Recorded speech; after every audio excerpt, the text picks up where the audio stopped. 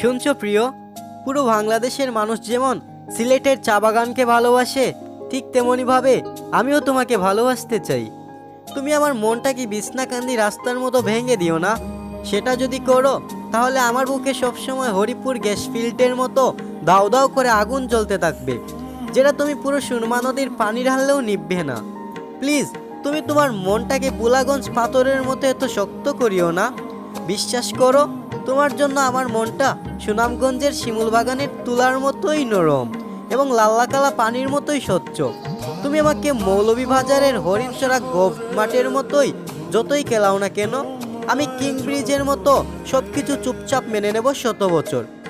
তুমি চাইলেই আমাদের সম্পর্কটা চাতকের সুপারহিট সিমেন্টের মতো মজবুত করে জোড়া দিতে পারো, কারণ আমার মনটা হাকালুকি হাওড়ের মতোই বিশাল।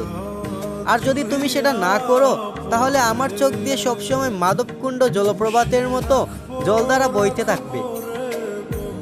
তুমি যদি আমাকে ছেড়ে চলে যাও তাহলে আমার জীবনটা 22 মুড়া রাস্তার মতো এলোমেলো হয়ে যাবে এবং কৈলাস শিলার মতো ধ্বংস হয়ে যাবে। এক কথায় আমার জীবনটা আলী আমজাদের গড়ির মতো 12টা বেজে যাবে। প্লিজ, তুমি তোমার মনটাকে জাফলংয়ের পানির মতো একটু পরিষ্কার করিও। আমি তোমাকে নিয়ে হারবোনা গার্ডেনের আনারসের মতো মিষ্টি একটা জীবন কাটাতে চাই।